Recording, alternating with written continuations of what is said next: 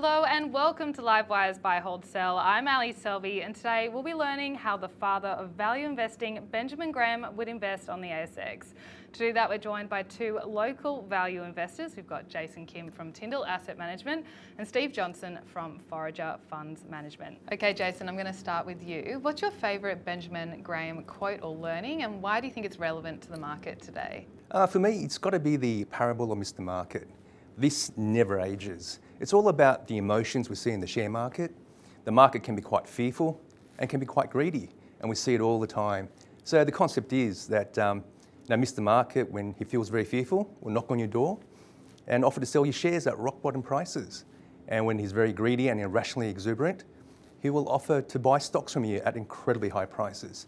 And as a disciplined, patient investor, we can take advantage of that and make good returns in the long run. Okay, over to you, Steve. What's your favourite quote or learning from Benjamin Graham? Yeah, we've both picked things from The Intelligent Investor, which was Graham's second book, and it is more about the psychology of markets than the actual valuation of businesses. And I think his early stuff in security analysis, it's worth a read, but it's more applicable to the 1930s and 40s than it is to today, whereas this stuff is really, it is timeless advice. And the big one for me is chapter 20 of that book, where he says the three most important words in investing are margin of safety. And it's understanding that the markets move in these cycles, understanding that a business has a value, but then demanding a really nice gap between what you think it is worth, using conservative assumptions, and where the market is trading at that point in time. Benjamin Graham obviously didn't invest in Australian equities, but if he was alive today, do you think he would? Probably not at today's valuations, and I think he would find the whole market difficult these days because he liked to buy businesses at discounts to their liquid assets. So just take the cash and the amount of money it was going to receive and try and buy them for a discount to that. There are almost none of those businesses out there anymore, and the ones that are probably deserve to trade where they trade. But we have a very value heavy index here, and I think he would be attracted to this market over some of the growthier markets because there's more mining companies, banks, insurance businesses, the types of things that tend to trade at more attractive valuations relative to, say, the NASDAQ in the US. What do you think, Jason? Do you agree?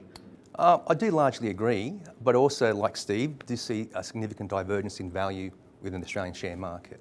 So while we do have very expensive parts of the market in the tech and growthy names, trading at multiples way higher than what they should on average, we've still got a large part of the market that's incredibly cheap and trading at far lower multiples than they should be. And I think in today's environment, Ben Graham will be attracted to that part of the market. So we still see significant value in a section of the market today. When it comes to market cap, where are you seeing the most value? Is it smalls, mids or larges? That's a great question.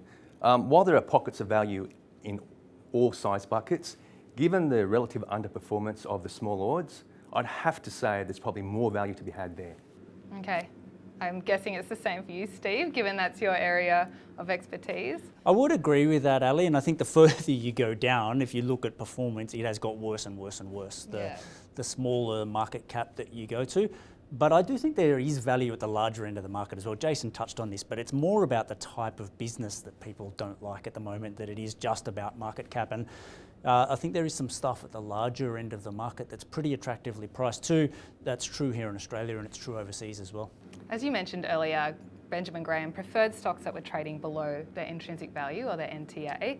You also said there's not a lot of stocks like that in the world right now. I'm going to push you to find one. Is there an example of a stock on the ASX that you think Benjamin Graham would like in that regard? They would not meet his very strict criteria about liquefiable assets, but the mining services companies are trading at discounts to their replacement cost of their assets, which is mostly mining equipment.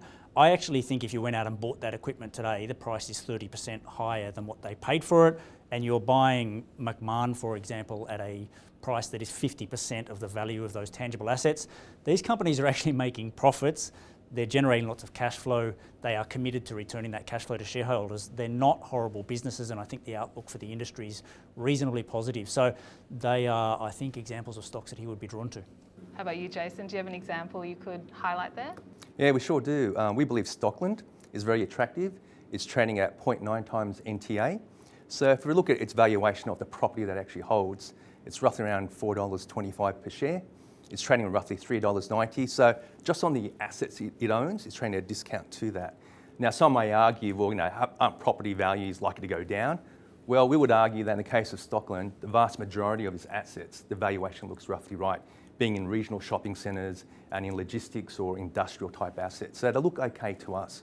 But what the market misses is that it's also a significant developer. And we believe that development arm is worth roughly $1 per share. So let's call it $5.20 plus per share at $3.90. Going back to what Steve was saying, margin of safety, it's there. So we believe Stockland fulfills that criteria. He was also a big fan of exploiting market volatility, which we've seen a lot of this year. Is there a stock that you think has been dragged by the press or has seen a lot of headwinds that you think Benjamin Graham would be buying? Well, certainly when we look at intrinsic value, he has spoken about looking at realisable growth in the near term and look for mispriced opportunities. So if you look at a stock like ResMed, for example, while it may be perceived to be a growth stock, it's not priced accordingly.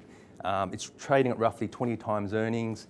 It has defensive attributes and growth attributes. And we look at its performance of the last 3 or so months, it has fallen by way over a third. And that comes down to negative publicity and press. And what this is all about is the rise of the GLP-1 drugs. Think Ozempic, Saxenda. And ResMed's business is all about providing CPAP therapy, of which a meaningful proportion are obese. And this potential reduction in obesity through these GLP-1 drugs is a potential headwind for ResMed. But at roughly 20 times earnings, we believe it's massively overdone. And if anything, it may be a complementary therapy. So we believe it provides a significant opportunity. Okay, over to you, Steve. Is it a stock where you feel like there's a lot of negative sentiment right now that you would be buying at this valuation? We own ResMed too, so I could have picked that one and brought it today, but I, similar to Jason, am attracted to the property sector at the moment where there is a lot of pessimism. I'm probably a bit more pessimistic about the actual valuations of these assets. I think the accountants that think they can use a 4.5% discount rate to value some of these properties when 10-year government bond rates are closer to 5, living in cuckoo land, and that's why we're not seeing any transactions out there. Nobody's trading because the buyers recognise that the prices are not worth what the sellers think they're worth. So I do think there's a bit of a reckoning to come there in terms of values coming down, but Char Halls actually mostly a manager of property assets. It generates its fees from managing those assets, and you can afford for that revenue and profitability to come back a long way and still own a pretty attractively priced business. It jumped up quite a lot on the day that we're recording this. I think price is super important, so you need to be careful there around what price that you pay. But that's one where the sector's facing a lot of pessimism, and I think that it's actually a pretty good business underneath the surface. Nothing like backing a fund manager, hey? It's a tough business. Okay, last question for today. What's a crowded or much loved stock by the market that you think Benjamin Graham would be avoiding? Well, he would avoid 99% of the market, and I think that's a really important lesson out of what he did, is that you can afford to be really selective in this business. And just because I wouldn't buy something doesn't mean it's a bad investment. It's really important to stay in your lane, and I think that's what he did really well and taught really well. So this is not necessarily a criticism, and I actually found this question a little bit harder than I would have 6 months ago, because some of the stuff that was a really crowded trade, like healthcare, for example, you've had ResMed and CSL come back a long way. You've got primary healthcare trading at 52-week lows, the lowest prices it's been at in years. So some of those crowded trades have unwound, and I think it's a bit more even than it was. I still think the quality tech stuff is pretty crowded and pretty expensive. The Xeros of the world, WiseTechs. I love Xero as a business. I think it's fantastic. I just think you're paying a pretty full price in a world where you can generate double-digit returns from some pretty safe businesses quite easily. Okay, over to you, Jason. What's your crowded trade that you would be avoiding today, and why? Like Steve, I have to agree that the tech sector is very crowded. So we've seen the tech stocks rally very strongly over the last several years as interest rates have declined. In the course of 2022, they've corrected meaningfully, but they got their second wind late last year with the rise of ChatGPT once it got launched. And that AI thematic is very, very strong. And back to the comments that Steve made, some companies may be great, but they can be terrible stocks. You can get a great company and a terrible stock. It's all about the price that you pay. And if there's one stock that looks very interesting but is priced terribly, it's got to be NextDC. So a very interesting company, probably one of the only ways you can play the AI thematic in the Australian share market. But it doesn't make a profit and won't for many years to come. It does have positive EBITDA. 35 times EBITDA in anyone's language is very, very high. It's all about the market factoring the growth in these data centers to take advantage of AI. But they will need to invest continuously. They will need to raise equity. But at these levels, it doesn't make sense. And there is no margin of safety. Okay, well that's all we have time for today. I hope you enjoyed that episode of Buy, Hold, Sell as much as I did. If you did, why not give it a like? Remember to subscribe to our YouTube channel. We're adding so much great content just like this every single week.